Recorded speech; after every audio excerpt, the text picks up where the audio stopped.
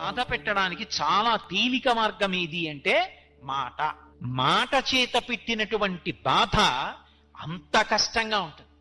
అందులో మీరు ఎవరి విషయంలో మాట్లాడుతున్నారు అన్నదాన్ని బట్టి ఆ పాపం విపరీతంగా పెరిగిపోతుంది. నేను మీతో ఒక మాట చెప్పాలి అంటే, సాధారణంగా మనం చేసినటువంటి హింస వల్ల పాపాన్ని మూట కట్టుకుంటాడు. అది ఒక కోణంలో ఉంటుంది. తాను చెయ్యకూడని పని ఒకటి చేశాడు అనుకోండి, ఒక ప్రాణిని బాధ పెట్టాడు. ఓ కుక్క అలా వెళ్ళిపోతుంది, నా చేతిలో కర్ర ఉంది, నా చేతిలో కర్ర ఉంది కదా అని అలా వెళ్ళిపోతున్న కుక్క మీదకి విసిరితే దాని కాలు విరిగింది అనుకోండి. కాలు విరిగిన కుక్క ఎంతకాలం నిష్కారణంగా నేను కొడితే బాధపడిందో అంతకాలము నేను కూడా కాలు విరిగి బాధపడాలి. ఇప్పుడు ఈశ్వరుడు ఏం చేస్తాడంటే కర్మాకర్మ ఫలప్రదాత. అందుకే కాల కలయతామహం అంటాడు భగవద్గీతలో కృష్ణుడు. నువ్వు జీవుడిగా ఎప్పుడు ఏం చేశావో నాకు తెలుసు, కాలమునందు లెక్క కట్టి ఫలితాన్ని ఇస్తానంటాడు. కాలోహి బలవాన్ కర్త సతతం సుఖ దుఃఖయోహో నరాణాం పరతంత్రాణం పుణ్య పాపానుయోగత అంటాడు దేవీ భాగవతంలో వ్యాస భగవానుడు. కాలము మహాబలవత్తరమైనది. ఈశ్వరుడు కాలరూపంలో ఉండి గత జన్మలలో నేను చేసిన పాపపుణ్యాలు లెక్కలో పెట్టుకుని ఈ జన్మలో పాపానికి దుఃఖం ఇస్తాడు, పుణ్యానికి సుఖాన్ని ఇస్తాడు. లెక్క చెప్పి ఇవ్వవలసిన అవసరం ఆయనకి లేదు. చాటు నుండి ఫలితాన్ని ఇస్తాడు. చెట్టు చాటు నుండి రాముడు వాలికి ఫలితాన్ని ఇచ్చినాడు. ఆయన ఎదురుగుండా వచ్చి కోటేశ్వరరావు ఫలానా జన్మలో ఫలానా పేరుతో ఉన్నప్పుడు కుక్కని కొట్టావాయ్, అందుకని ఆ ఫలితాన్ని వాళ్ళకి ఇస్తున్నాను. 11 గంటలకి నీ మోకాలు మీద కూడా దెబ్బ తగులుతుందో, మోకాలు మీద నొప్పి 3 రోజులు ఉంటుందో, అప్పుడు కుక్కకు 3 రోజులు ఉందో, ఇన్న నాకు చెప్పక్కల్లా మోకాలు నొప్పెట్టేట్టు చేస్తాడు. అది ఈశ్వరుడు అంతే. ఆయన శాసకుడు, ఒకడికి చెప్పవలసిన అవసరం ఆయనకు ఉండదు. కానీ కర్మ ఫలితం మాత్రం నడిచి వెళ్ళిపోతూ ఉంటుంది. ఇందులో మీరు ఒక్క విషయాన్ని జ్ఞాపకం పెట్టుకోవాలి. నేను ఒక కుక్కని కొట్టాను అనుకోండి, అది మళ్ళీ ఆ దెబ్బ రూపంలో నన్ను బాధిస్తుంది. ఎప్పుడు నేను ఈ జన్మలో భక్తిగా ఉన్నాను అనుకోండి, ఈశ్వరా ఎప్పుడో తప్పు చేసి ఉంటాను, లేకపోతే ఎందుకు మనుష్య జన్మ వస్తుంది? మనుష్య జన్మ అంటే పాప ఫలితం పుణ్య ఫలితం రెండూ అనుభవించాలి. కానీ తండ్రి బాధ పెట్టకు, బాధ పెట్టావనుకో నీ పాదముల యందు అనురక్తి తగ్గిపోయి ఆ బాధ గురించి ఆలోచిస్తాను.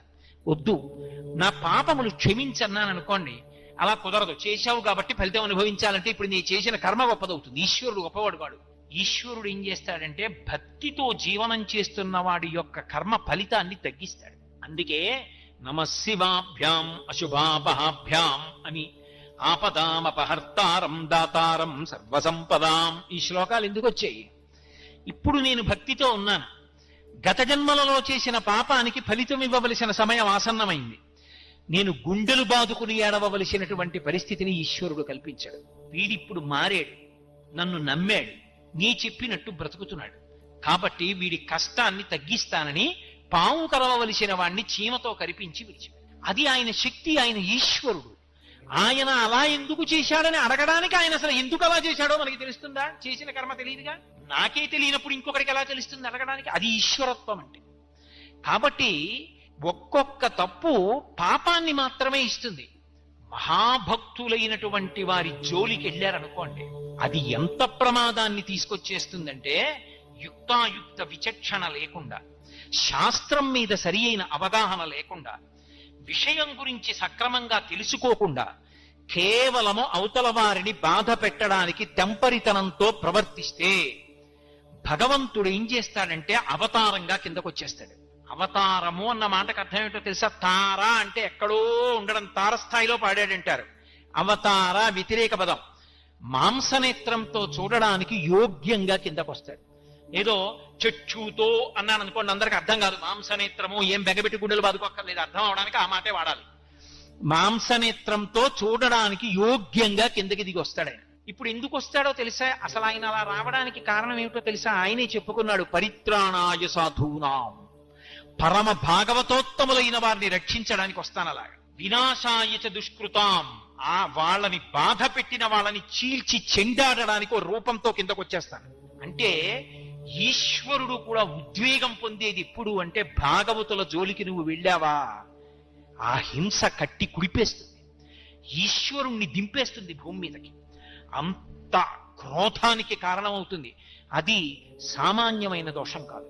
అందుకే ఎప్పుడైనా సరే భగవంతుణ్ణి నమ్ముకున్న భక్తుల జోలికి వెళ్ళేటప్పుడు 1కి 10 మార్లు ఆలోచించుకుని వెళ్ళు అని చెప్తారు. మారీచుడు రామాయణంలో రావణాసురుడితో మాట్లాడుతూ అంటాడు, సీతాపహరణం చెయ్యి, సీతాపహరణం చెయ్యి అన్నాడు.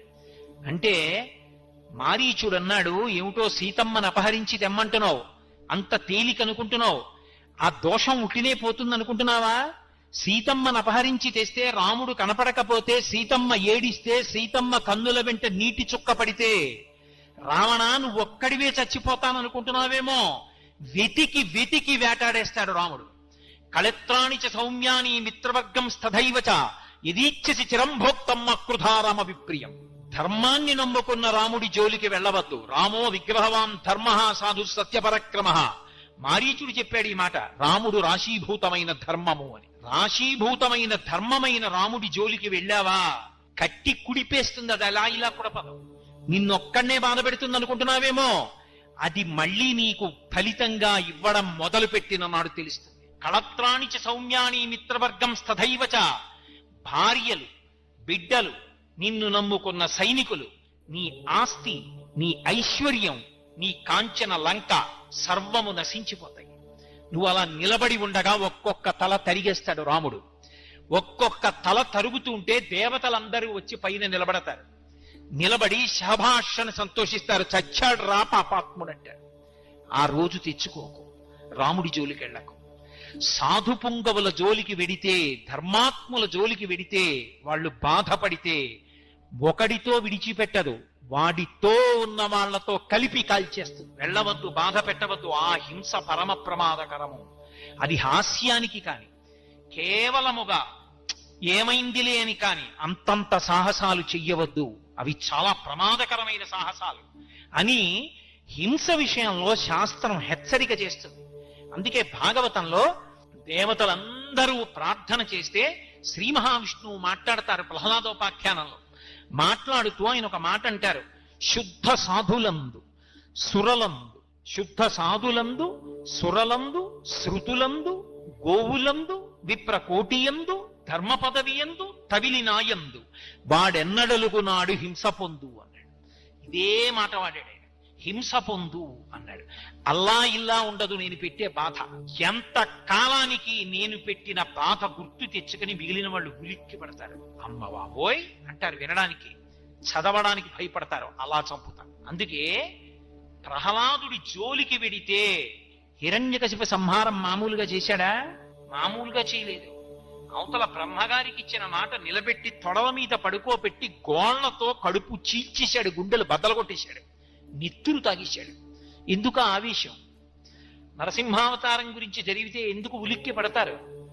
పరమ భాగవతోత్తముడైన ప్రహ్లాదుడి జోలికి వెళ్ళాడు.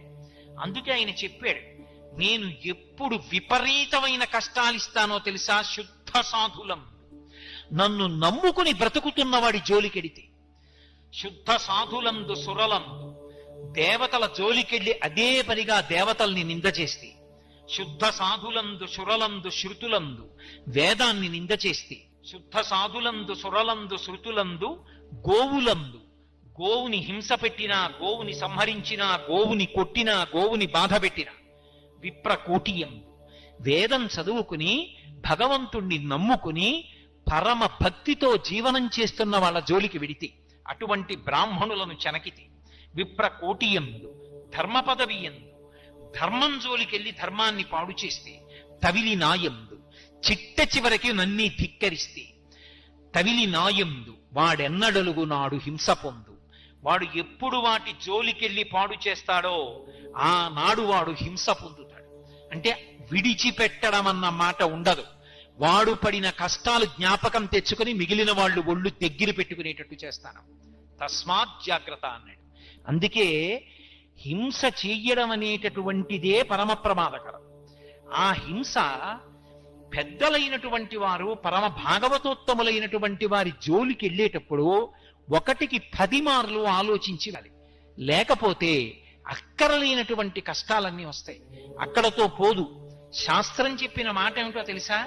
ఎవడు పరమ భక్తుడైనటువంటి వాడి జోలికి వెళ్ళి వేటాడతాడు. వేటాడడం అంటే అదే పనిగా ప్రయత్నించడం, ఆయన్ని బాధ పెట్టడానికి. ఆ పాపాన్ని ఈశ్వరుడు లెక్కలో పెట్టుకుంటే నేను ఎన్ని ఫలితాలు ఇస్తానని చెప్పాడో తెలుసా? అలా చేస్తే ఇదే మాటలు వాడారండి పోతన గారు భాగవతంలో. వెదకి వెదకి దైత్య వీరులు సాధు పురుషుల ననప వారి బలములణగిపోయి సిరియు యశము ధర్మంబు ఆయువు భద్రంబు ఆర్యహింస చేత ననగు కాదే.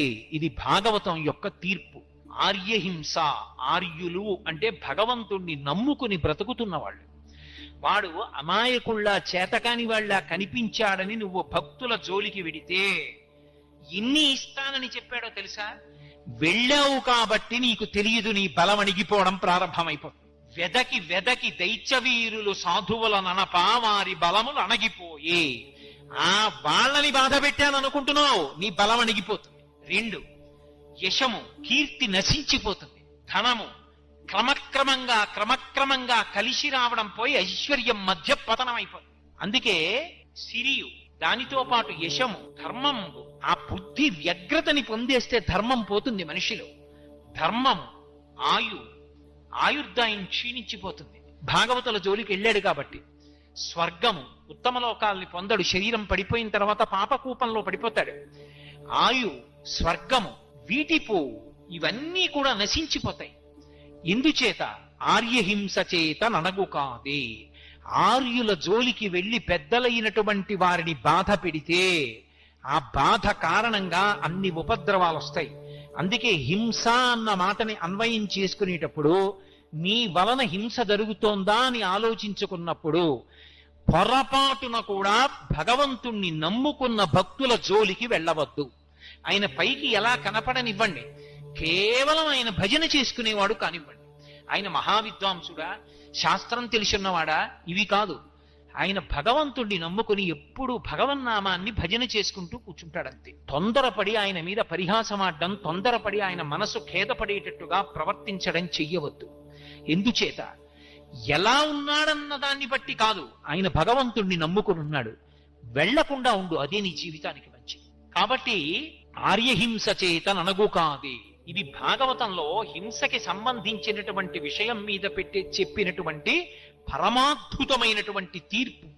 అయితే మీరు నన్ను ఒక ప్రశ్న ఇయ్యొచ్చు, ఏమండి అయితే భగవద్భక్తులైనటువంటి వారి జోలికి వెళ్ళినంత మాత్రం చేతనే ఇటువంటి ఉపద్రవాలు వస్తాయా అంటే, సామాన్యంగా ఎవరి జోలికి వెళ్ళినా కూడా పాపం మూట కట్టుకుంటాడు. భాగవతుల జోలికి వెళ్ళడం మరింత ప్రమాదకరం. ఏదో బ్యాటరీ లైట్లో 3 బ్యాటరీలు ఉండగా చేయి పెడితే చురుక్కుమనడానికి, ఇంట్లో కరెంటు ఉండగా ఫ్యూజులో చేయి పెడితే ధన్మని షాక్ కొట్టడానికి, ట్రాన్స్ఫార్మర్ మీద ఎక్కి ముట్టుకుంటే షాక్ కొట్టడానికి తేడాలు ఉండవండి. 3 షాకులు ఒకలా ఉంటాయా? దేని శక్తి దాందే విద్యుద్ఘాతంలో. కాబట్టి ఏదైనా పొరపాటే, నువ్వు అలా ముట్టుకోకూడదు. కానీ కోరి ట్రాన్స్ఫార్మర్లు ఎందుకు ముట్టుకుంటావు? అందుకే అది ఎక్కకూడదు. దాని మీద పుర్రెబొమ్మ 2 ముక్కలు వేశారు. అదే భాగవతంలో పోతన గారి. వెళ్లకు దాని జోలికి, పరమ ప్రమాదం ఒక జన్మతో పోదు, కొన్ని జన్మలు కట్టి కుడుపుతుంది. ఎందుకురా నీకు? దాని జోలికి వెళ్లకు, అటువంటి హింస చెయ్యవద్దు అన్నారు. ఇది సాధు పురుషుల విషయంలో ఎంత అన్వయమవుతుందో సాధు జంతువుల విషయంలో కూడా అంతే అన్వయమవుతుంది. అది విచిత్రం. అందుకే పరీక్షిన్ మహారాజు గారు మాట్లాడుతూ ఒక మాట అంటాడు. ఆయన కలిపురుషుడి దగ్గర మాట్లాడుతున్నప్పుడు భూదేవి వంక తిరిగి ఒక మాట అన్నాడు. అమ్మా, సాధువులకు జంతువులను బాధించడి కలుల భంజింపని రాజాధము ఆయు స్వర్గము శ్రీ ధనము వీటిపోవు సిద్ధము తల్లి అన్నాడు. ఎక్కడైనా సరే అమ్మా, రాజైనటువంటి వాడి యొక్క ప్రధాన లక్షణం ఏమిటో తెలుసా? సాధువులకు జంతువులకు. సాధువులైన జంతువులు అన్న మాటకు అర్థం ఏమిటో పోతన గారే చెప్పారు భాగవతంలో. ఏదో వాహినులందు జలంబు త్రావి అంటారు. ఎవ్వరూ తాగనటువంటి నీళ్లు ప్రవాహంగా వెళ్ళిపోతుంటే అందులో ఉన్న నీళ్లు తాగి, వాసవి అయిన గడ్డి తిని, ఎవ్వరూ తిననటువంటి గడ్డి తిని, అది కూడా గబగబా తిని, బ్రహ్మచారి దగ్గర నుంచి సన్యాసి వరకు తాగడానికి వీలైనటువంటి పాలనిచ్చి, తల్లి లేనటువంటి బిడ్డలు తాగడానికి కావలసిన పాలనిచ్చి, ఇహమునందు నువ్వు చేసిన పాపాలు పోగొట్టుకోవడానికి అభిషేకం చేయడానికి పంచామృతాల్లో ఒకటైన పాలనిచ్చి, ఆ పాలతో చేసిన పదార్థాన్ని ఈశ్వరుడికి నైవేద్యం చేస్తే అపారమైన ఫలితం ఇచ్చి, ఇన్నిటికి యోగ్యమైన పాలని, పాలలోంచి పెరుగుని, నేతిని ఇచ్చి, తన గోమయం, తను విడిచిపెట్టినటువంటి పేడ తీసుకొచ్చి భూమి మీద అలికితే యజ్ఞం చెయ్యడానికి కూడా భూమి పవిత్రమవుతోంది.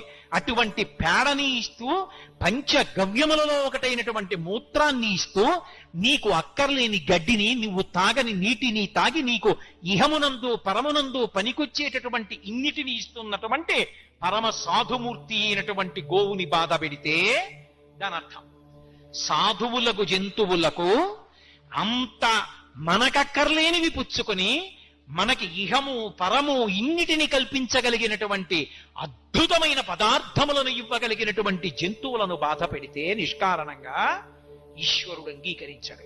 అందుకే రాజు ప్రధాన కర్తవ్యమేది అంటే అటువంటి జంతువుల జోలికి ఎవరెళ్లారో వాళ్ళని భంజించాలని చెప్పారు భాగవతం.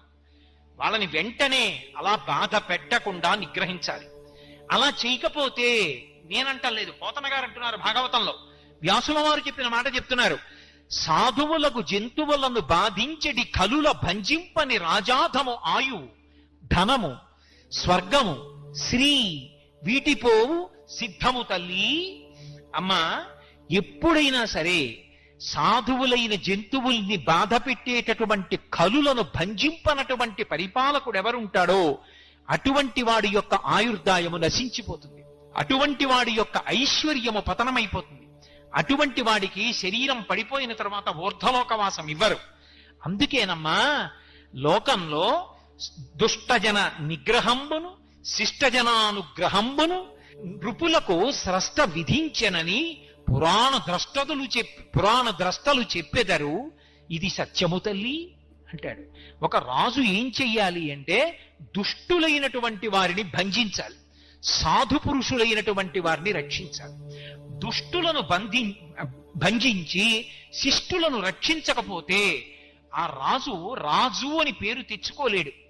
ఆయన భగవంతుని చేత అనుగ్రహింపబడడం. అందుకే హింస అన్న మాటలో ప్రభువు దగ్గర నుంచి సామాన్యుడి వరకు కర్తవ్యతానిష్టతో చూసుకోవలసినటువంటి అవసరం ఉంటుంది. ఇది నేను చెయ్యాలా చేయకూడదా పరమ జాగ్రత్తగా చూడాలి. నిష్కారణంగా మాటలతో బాధ పెట్టడం అలవాటు చేసుకున్నాడు అనుకోండి, దానికి బాధ పెట్టడమే ప్రయోజనం తప్పించి అందులో ఏదో శాస్త్రం చెప్పడమో లేకపోతే ఏదో మంచి విషయాన్ని మాట్లాడటమో అది కాదు. కేవలం అవతల వారిని బాధ పెట్టడమే ప్రయోజనంగా బాధ పెట్టాడనుకోండి తన మాట చేత, అది పరమ ప్రమాదకరమైనటువంటి విషయం. అటువంటి పనులు చెయ్యకూడదు. చెయ్యకుండా ఎప్పుడూ కూడా వాక్కుని నిగ్రహించుకోవాలి. అందుకే ఆ వాక్కు మీద అటువంటి నిగ్రహ శక్తి లేనివాడు ఎవరు ఉంటాడో వాడి మాట వలన ఎంతమంది బాధపడతారో అటువంటి వారిని పరమేశ్వరుడు కూడా శిక్షిస్తాడు.